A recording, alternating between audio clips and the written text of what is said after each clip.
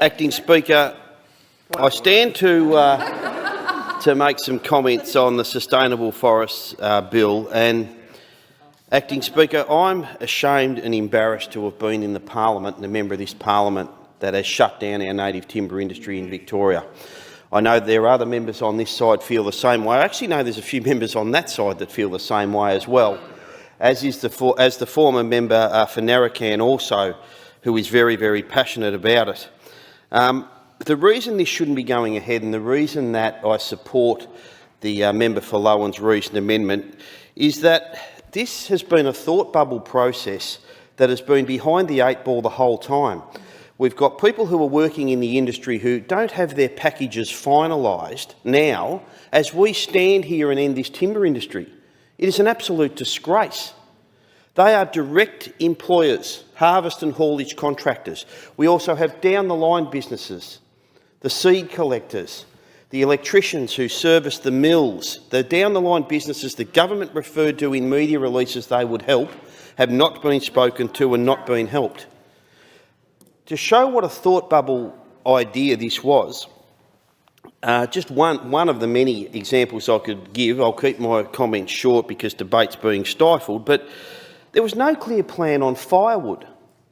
When I asked the minister about this, the minister said, but the public firewood collection season is still open. Yeah.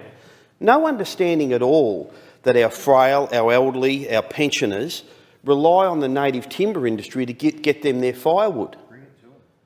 You know, thought bubble processes not thought through in any way, shape or form. To this day, not even the basic questions have been answered by ministers, and we've had 4 of them. Like, it's a revolving door and none of them get it over the last 4 years.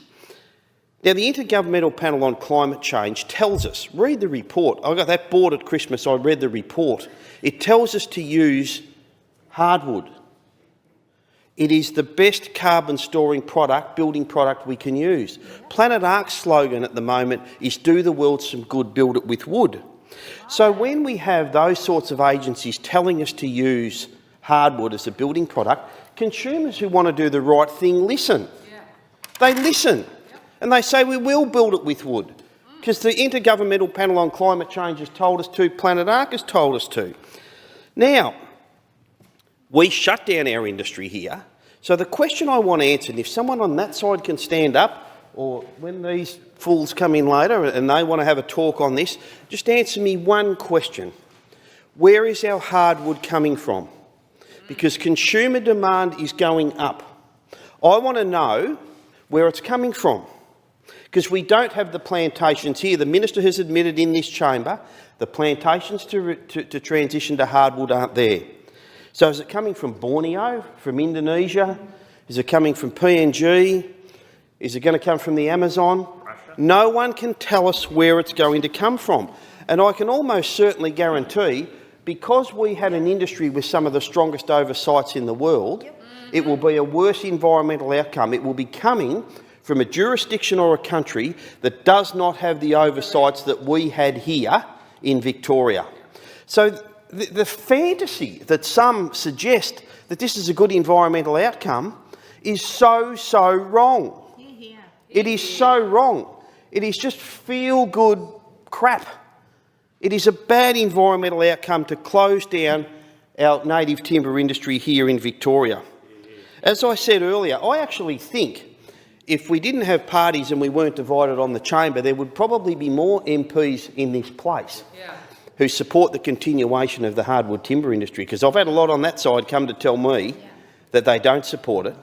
But because we're bound by party politics, we now have this situation where I think we've got a majority that support it, and we've been flipped over to get rid of this industry in Victoria, which is just an appalling decision. I noted the members for Monbulk and Frankston were very, very tentative in their commentary. And I've noted that some others simply do not know what they are talking about, Acting Speaker. Now, I'll always respect personal conversations, but it would be a breath of fresh air if someone stood up over there and actually supported this. I know it won't happen, but I know that there are some avoiding talking on this. I know that for a fact. It is a bad decision. It's more than a bad decision. It's an appalling decision, and that is why I support the member for Loewen's reasoned amendment, we should not be passing this bill.